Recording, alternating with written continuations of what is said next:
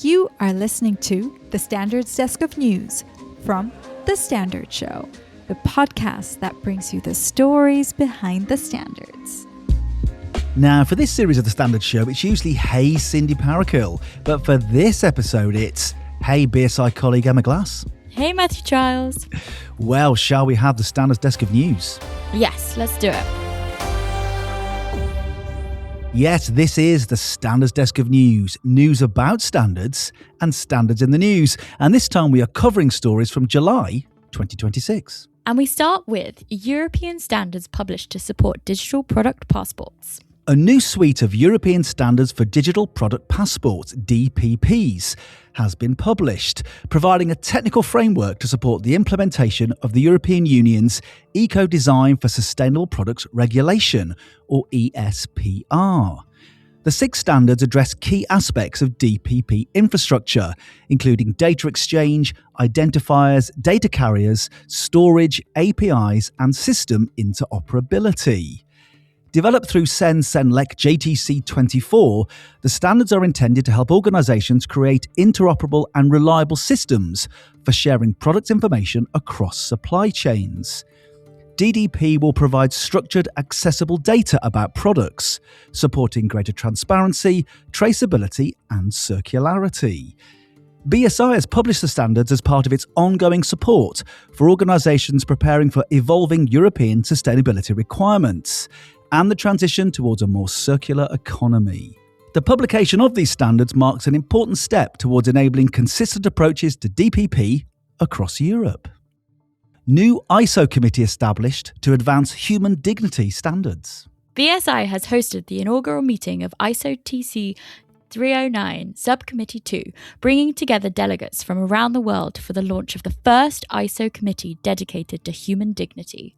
The meeting marked the beginning of international standardization work, exploring how standards can support organizations in addressing key social challenges, including human rights, due diligence, modern slavery, safeguarding, violence against women, and diversity management.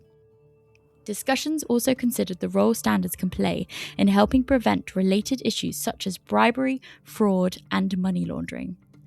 BSI Chief Executive Susan Taylor-Martin welcomed delegates and highlighted the contribution international standards can make in supporting organizations to implement practical approaches that promote fairness, inclusion, and sustainable practices.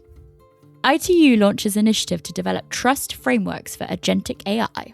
The International Telecommunication Union has launched a new focus group to explore how trust and identity can support the safe and accountable use of agentic AI. The group will focus on areas including AI agent identity, trust management, interoperability, assurance models, and mechanisms for maintaining human oversight and accountability. It will also develop a standardization roadmap to help coordinate future work across technical, policy, and regulatory communities. The initiative reflects growing recognition of the need for common international approaches to support trustworthy AI ecosystems, as autonomous systems become more widely adopted. ISO IEC updates designed to make standards development more efficient. A new edition of the ISO IEC Directives has been published, introducing changes designed to create a simpler and more consistent approach to developing international standards.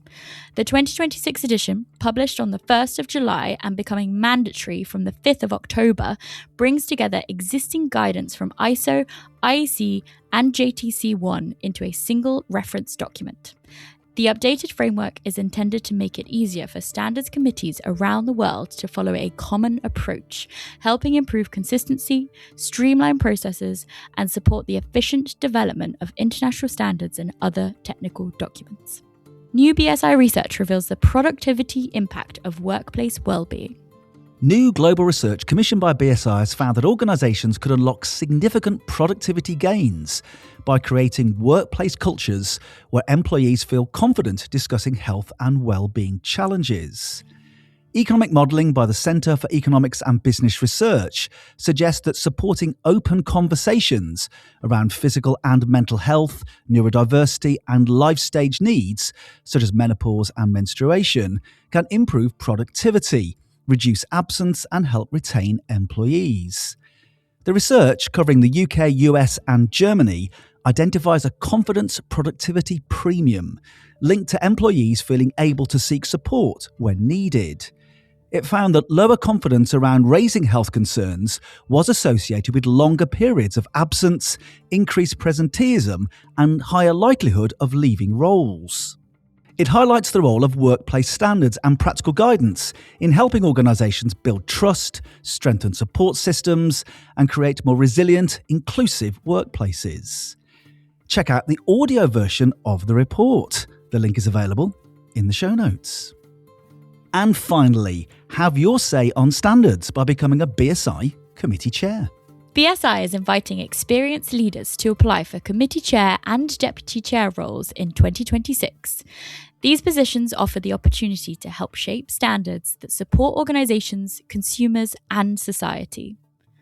Committee chairs play a key role in bringing together experts, guiding standards development, and representing UK interests in national and international discussions. Whether you have previous committee experience or are looking to take the next step in your leadership journey, BSI welcomes applications from people with a passion for collaboration and positive change. Applications close on Friday, the 14th of August. Get involved and have your say now. All the details you need are in the show notes.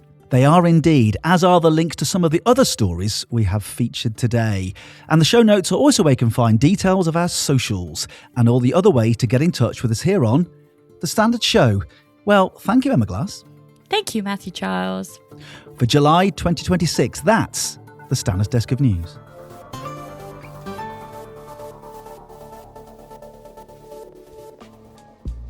You have been listening to the Standard's Desk of News from The Standard Show, the podcast that brings you the stories behind the standards. You just heard a Stripped Media production.